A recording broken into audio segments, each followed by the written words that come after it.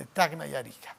Vamos a darle la palabra ahora, como habíamos adelantado, al abogado Cristian Delgado para que nos explique algunos de los temas que tienen relevancia pública y que tienen que ver con su especialidad, que es el derecho constitucional. En el primer lugar, estamos ante un procedimiento de sanción en el Congreso a congresistas por haber retenido o de una manera u otra aprovechado una parte del ingreso de sus subalternos, de las personas que ellos han contratado. Explíquenos cómo se define ese delito y cuán avanzado ve usted el procedimiento. Perfecto. Don Fernando, muchas gracias en primer lugar. Resulta un poco paradójico y lamentable tener que hablar de una situación como recortar salarios de trabajadores en pleno 1 de mayo. Lamentablemente es una situación que está ocurriendo no solamente hoy o de hace poco tiempo en el Congreso, sino ya de larga data. Básicamente las últimas 4 acusaciones constitucionales sobre 4 congresistas que se van a ver este viernes, básicamente pasa por verificar si es que se ha cometido un delito de concusión. Sabemos de que la acusación constitucional tiene una finalidad política, la suspensión. Concusión ahí, ¿no? Exactamente. Concusión. Pero, defínanos concusión, sí, por favor. Concusión es el delito mediante el cual un funcionario público de cualquier estamento del Estado, de la entidad pública, obliga a otra persona a poder darle algún tipo de beneficio, donación, a obligarle a dar algo, bien sea para beneficio propio o para beneficio de alguien más. Esto obviamente bajo la imposición del funcionario público que está induciendo o a veces coaccionando a esta persona. Entonces, la figura calza perfectamente para que en este caso el superior, el funcionario público, en este caso congresista, obligue a sus trabajadores a dar donaciones mensuales, a declarar juradamente de que lo está haciendo para una cuestión altruista o qué sé yo, pero ya reduciendo su salario, ¿no? Entonces, esa es la figura por la cual se las está acusando a las congresistas. ¿Qué sanción puede merecer, de acuerdo a nuestros códigos, ese delito de concusión y si es una situación agravada, el hecho de que sea practicado por un congresista que está en la función que tiene, la función pública, por mandato de los electores, no para retener el salario a sus trabajadores, naturalmente, y como usted lo dice, es indignante hablar de esto un día como hoy, 1 de mayo, ¿no? Sí. Acá hay una bifurcación en dos caminos. A nivel político, la acusación constitucional que va a llevar a la inhabilitación, suspensión, ¿correcto? Y por otro lado, recordemos que desde el 2021 ya no hay inmunidad parlamentaria.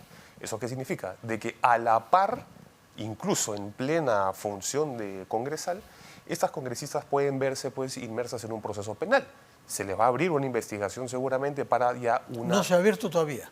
Todavía no, todavía no. Pero hubiera podido abrirse. Sí. Porque no tienen ya esta protección. Exacto. Que les fue levantada. Sí, y es más, 21, no me cabe ninguna duda de que como esto es hecho notorio, existirá una denuncia. A mí me llama la atención que no lo haya todavía, porque esto ya viene durando varias semanas, ¿no? Sí, entonces esto va a llevar penalmente, no políticamente, que eso es un ámbito diferente penalmente, puede llevar a la imposición de una pena.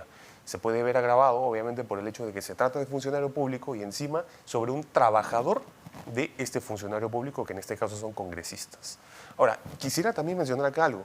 Esto no solo genera un problema individual a cada congresista, sino del trabajador con el Congreso, porque el Congreso es el centro del empleador, por así decirlo, de estos trabajadores, y fácilmente podrían realizar cualquier acción laboral contra el Congreso y pedir una indemnización.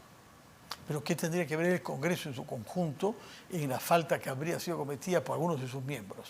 No, como la entidad en donde está laborando, por así decirlo, este trabajador. Entonces, sí, hay la posibilidad, lo escuchaba ahora de algunos colegas laboralistas, de que puedan pedir una indemnización también perfectamente posible. Ante el Congreso. Ante el Congreso, así es. Y no ante el congresista que ha cometido el supuesto delito. Como esa es una cuestión ya que va por 2 responsabilidades, tanto del Congreso, por ser, vamos a decirlo así, el empleador del congresista, habría una responsabilidad solidaria, podría pedirse ambos. De acuerdo. Ahora, eso a nivel laboral. En todos estos casos no se ven personas que reconozcan y que hagan un mea culpa. Al revés, miles de argumentos para probar de que no han hecho lo que parece evidente que han hecho. En fin, no nos sorprende, ¿no? Porque también en otros campos los congresistas han negado, incluso el de la violación sexual. Y hay uno que negó, hasta que se puso prófugo hace más de un año, el señor Helera, ¿no? O sea, de todo hay.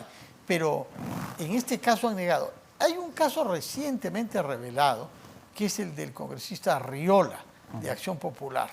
Y él ha presentado como descargo que esto fue un compromiso voluntario y plasmado en una declaración notarial hecha por su trabajador, que iba a colaborar con un monto, curiosamente 1.333, no se sabe por qué esa cifra tan irregular, para colaborar con obras sociales.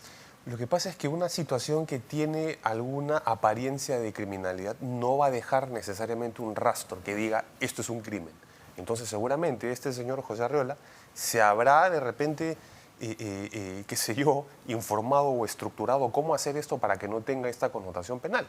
En el sentido de decir, voy a hacer que mi trabajador simplemente declare juradamente ante el notario no tiene que profundizar en el mérito de lo que está certificando, solamente certifica, porque realmente puede ser una cuestión voluntaria del trabajador, pero ya el solo hecho de que lo pida el congresista con quien trabaja y que incluso a este congresista se le haya encontrado $70.000 y 30.000 soles en su domicilio, entonces ya es una cuestión que pone más que alerta en esta estructura de cobranza, pues, de cupos a sus trabajadores, ¿no? Entonces, independientemente de que la forma sea declaración jurada, el hecho es por qué el empleador, en este caso el congresista, el superior, le tiene que obligar al trabajador a que dé un emolumento, una donación, si es que no está en sus funciones del trabajador.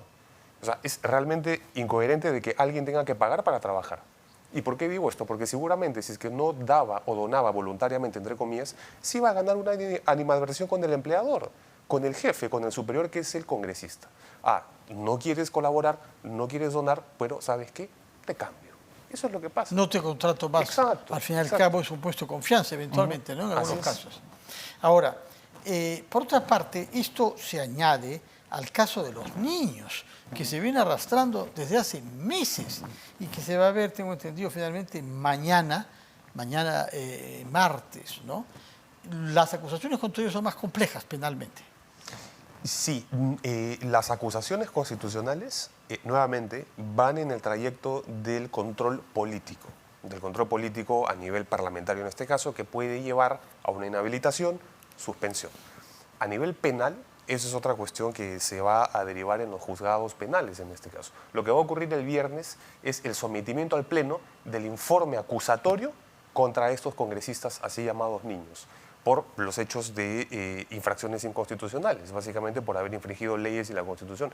Es un deber de los congresistas que está en el estatuto del Congreso, de los parlamentarios, no infringir leyes y Constitución. ¿Qué hacen estos señores? La infracción constitucional quiere decir qué exactamente y a dónde conduce. La Constitución establece en sus artículos del 93 al 96 deberes de los congresistas. Uno de los deberes es respetar la Constitución, hacer cumplir las leyes y no infringirlas. Además, cumplir con un estándar moral, ético propio de la investidura parlamentaria. Entonces uno se pregunta, si es que a nivel político, en tus funciones, vas a organizarte con otros congresistas para pactar con el presidente el otorgamiento de obras, o si vas a negociar incompatiblemente, eso es una infracción a todas luces constitucional que puede llevar a este proceso. Eso es lo que ha ocurrido. Infracción inconstitucional, todo acto del parlamentario en este caso, o de cualquier otro funcionario de acuerdo al artículo 99, presidente, fiscal de la nación, etcétera, que vaya en contra de sus funciones y de las normas, en este caso constitucionales. Si es que el Pleno aprueba la acusación de infracción constitucional, ¿quedan desaforados?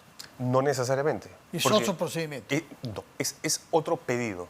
Lo que se ha pedido acá, lo que se ha solicitado es la suspensión temporal de estos así llamados niños mientras dure el proceso penal, en el cual se va a determinar... Suspensión temporal, es decir, siguen siendo congresistas, pero no ejercen y son reemplazados por un exficitario. Así es, y son reemplazados y ya en función de lo que se diga en el Poder Judicial, ya al final se verá si es que se declaran culpables, pues en este caso ya simplemente ese pedido de suspensión se puede pasar a una inhabilitación y listo. ¿Cuánto tiempo puede tomar el juicio, más o menos? ¿A nivel penal? Sí. Ahí sí estamos en un contexto más complejo, porque hay una etapa de investigación que puede ser hasta 18 meses, ¿Ya? Solo investigación, y a partir de ello ya hay una acusación fiscal que puede tomar entre 6 meses a un año.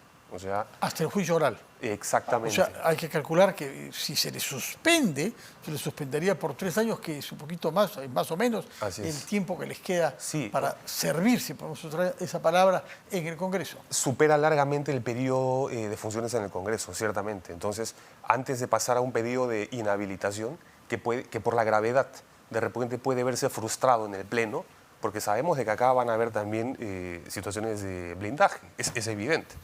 Pero Bueno, ya la han venido habiendo, sí, ¿no? mientras exista este proceso constitucional, de acusación constitucional, se ha pedido la suspensión mientras dura el proceso penal. Entonces, suspendidos van a estar, no van a poder ejercer funciones. Ya. ¿Qué derecho de apelación tienen ellos? ¿Ante quién? Si es que el Pleno lo suspende. Si es que el Pleno le suspende, lo Porque, único que pueden como hacer... los hemos visto lidiando para Sí, preservar con su situación de privilegio, imaginamos que buscarán, tipo Alejandro Toledo, el último recurso y aún Claro, más. y no solo eso, traigo a colación un caso que también se dio en el contexto de acusaciones constitucionales. El expresidente Vizcarra ya está acumulando 2 inhabilitaciones. A cada una de ellas, o a la primera por el tema de las vacunas, de los 10 años de inhabilitación, atacó con procesos de amparo.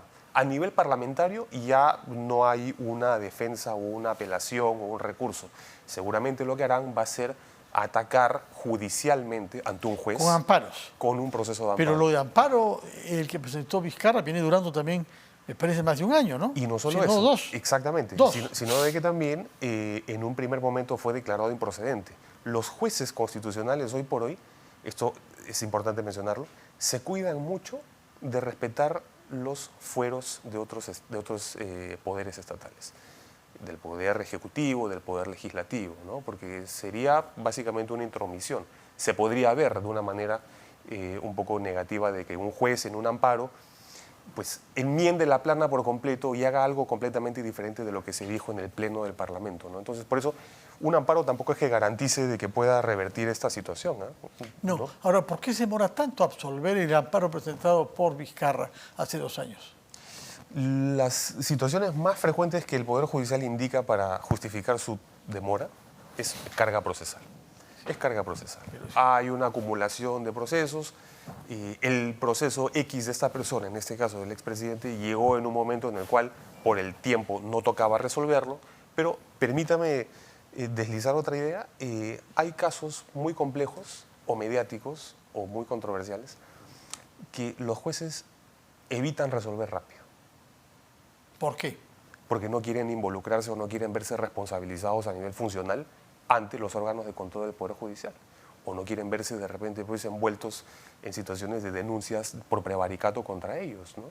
Entonces, recordemos lo que le pasó a la magistrada que suspendió la elección de los miembros del Tribunal Constitucional hace algunos años, fue pero objeto de una serie de, la decisión que tomó, objeto de una serie de denuncias de prevaricato y de faltas de conducta de esta jueza, pues, ¿no? Entonces, en este tipo de casos en donde hay la judicialización de la política, ante eso estamos, los jueces son muy cautos en a veces esquivar o de repente un demorar. tema que puede traerles consecuencias. Sí. Ahora, en el caso de Vizcarra, en el caso actual, se le reprocha también concusión.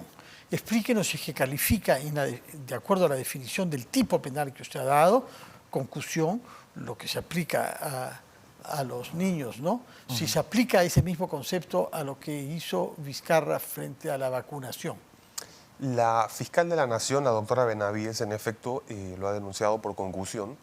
Y yo...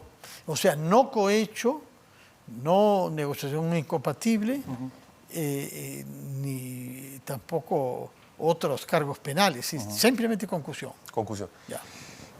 Porque la figura acá es, si es que este señor en su momento fue funcionario público, más aún, el primer funcionario público de la Nación, el presidente, en esa etapa de investigación o de pruebas, ¿no?, iniciales de la vacuna de Sinopharm, antes de que llegara el primer lote, la concusión, si es que así se le ha tipificado y acusado, implicaría de que él utiliza ese cargo de funcionario público para poder obtener un beneficio de cualquier otra persona, independientemente si sea funcionario público o no, beneficio para él o para alguien más.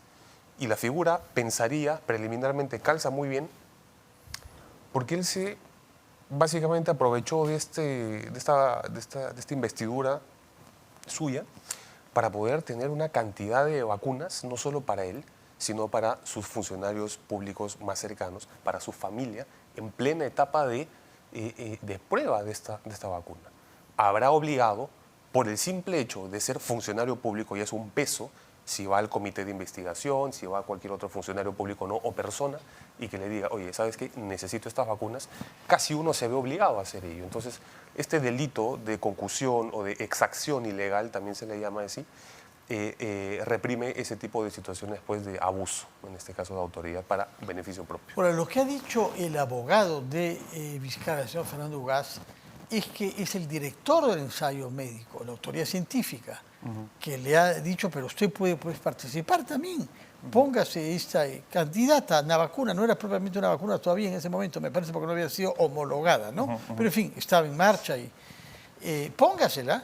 Y entonces, que él no ha solicitado, sino que se le ha ofrecido.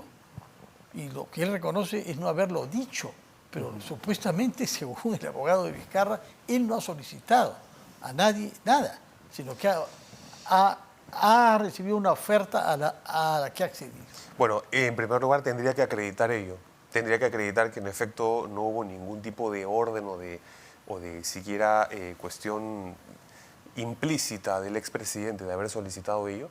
Y ante este ofrecimiento, él de buena manera también pudo haberse negado. ¿Por qué? Porque no es un gesto político adecuado el hecho de que yo, como tengo el poder, expresidente Vizcarra, pues voy a aprovechar y voy a simplemente recibir 2, 3 vacunas. Recordemos de que él se vacunó incluso más de 2 veces con esta vacuna Sinopharm. O sea, quiso asegurarse, y yo no sé qué tanto esa repetición en la vacunación haya sido un ofrecimiento de un funcionario o de un científico. Sí, porque no tenía ningún valor agregado. Sí, entonces el doctor Ugaz, con el respeto que merece como penalista y abogado que es, va a decir eso, me han ofrecido, ¿no? Pero a lo que voy es, dudo mucho que por las reglas de la experiencia en general, un científico que está homologando o está probando recién una vacuna, pues ofrezca a diestra y siniestra ponerse 2, 3 veces o hasta 4 incluso al expresidente, ¿no? Bueno, por otra parte, en el caso de los expresidentes que están sometidos a prisión preventiva, ambos en la misma prisión de Diroes, en Ate, Barbadillo, hay también procedimientos que ellos han lanzado. Por una parte, Toledo, y por otra parte, Pedro Castillo. El de Pedro Castillo cuenta con el apoyo de algunos juristas extranjeros, argentinos en particular, para sostener de que no ha habido un delito constituido de rebelión el 7 de diciembre. ¿Cuál es su opinión sobre el tipo penal que le corresponde a la acusación de Pedro Castillo? El golpe de Estado que él ha perpetrado va de la mano, de manera implícita o explícita, lo haya dicho o no, lo haya establecido, lo haya pensado o no, siempre del apoyo de Fuerzas Armadas. O sea, no hay manera como un presidente que pretende una situación inconstitucional de este tipo actúe sin un refuerzo de las Fuerzas Armadas. Entonces, resulta poco creíble decir, estuve a medio camino del intento de rebelión, o de golpe en este caso, pero no se logró, y como no se logró porque nadie se levantó en armas, soy inocente. No, eso es una tesis que se cae muy rápido porque, como le digo, de todas maneras viene acompañado el tema del refuerzo militar. Entiendo, hasta donde me alcanza la información, de que él incluso realiza coordinaciones para ver si tenían, con su exministro, en este caso de Defensa, si tenían el apoyo o no de los militares. Entonces, otra cuestión. Ahora, no quisiera desmerecer, pero el doctor Zaffaroni, que es el abogado consultor, o el que parece que ha tomado el caso en Perú. Una eminencia, dicen, que en derecho penal, no veo por qué, pero lo que hemos visto de él acá en el Perú es bastante decepcionante. Yo le digo algo, en Argentina tengo colegas allá, él es conocido exactamente por ser un exponente del derecho penal, pero obviamente para un poco más para causas, por así decirlo, más de un cuño político de izquierda, ¿no? Evidentemente, eso allá lo conocen. Otro tema bien interesante, no hay convenio de reciprocidad entre el Colegio de Abogados de Buenos Aires o de Argentina o de la localidad en donde este doctor se haya titulado con el Colegio de Abogados de Lima para que pueda ejercer defensa acá. No Pero cualquiera. tiene asistentes, ¿no? El señor Crosati, hay otros por ahí. Sí, que circulan, sí. pero abogados extranjeros pueden ejercer acá si es que han revalidado el título o si es que existe un convenio de reciprocidad entre los colegios que habilitan. En este caso, Ya. no creo, y hasta por una cuestión tan mínima como esa, este abogado podría haberse impedido de ejercer defensa. Bueno, pero tiene las ideas.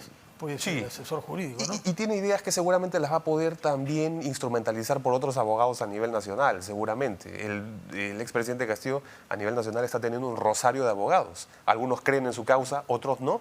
Seguramente estas ideas las sabrá conducir por, pues, Vamos a ver otros qué cosas se le abogados. contesta. Y en el caso del otro expresidente que está en Barbadillo, Toledo, ¿qué recursos tiene como posibles en su deseo de salir de la prisión?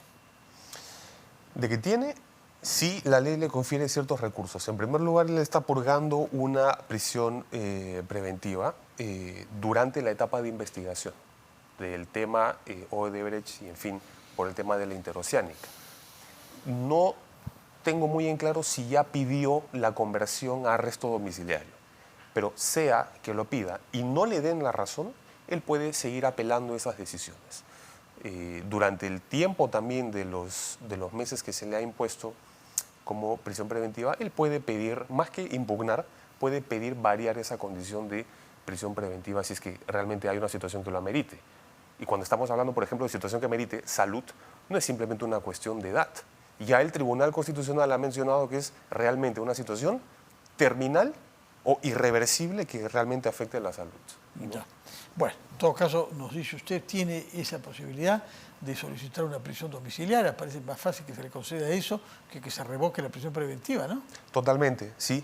Al final de cuentas, recordemos de que más allá que tenga una prisión preventiva o domiciliaria, ya estamos próximos a presenciar el juzgamiento oral, ¿no? Que es en donde ya se le va a imponer, ahora sí, la condena de la pena privativa de libertad. Esto es una ¿Por cuál de cuestión los provisional. casos? ¿Por cuál de los casos? Por el tema de cohecho, por el tema de la interoceánica. Lo de Exactamente. Ecoteva viene después. Lo de Coteva viene después, para lo cual también se tendrá que extraditar en este caso a la ex esposa. Que, Tratar sí, de extraditar. ya sacó, creo que su pasaporte para Bélgica. Va a ser incluso. más Por ahí difícil que a su he marido. escuchado eso. Muchas gracias, abogado Cristian Delgado. Recuerdo que usted es un constitucionalista y profesor de la Universidad Católica y nos ha explicado algunos conceptos como concusión, que se reprocha tanto a los congresistas llamados mochasueldos como al señor Vizcarra, y también los casos de los dos expresidentes que están en Barbadillo bajo régimen de prisión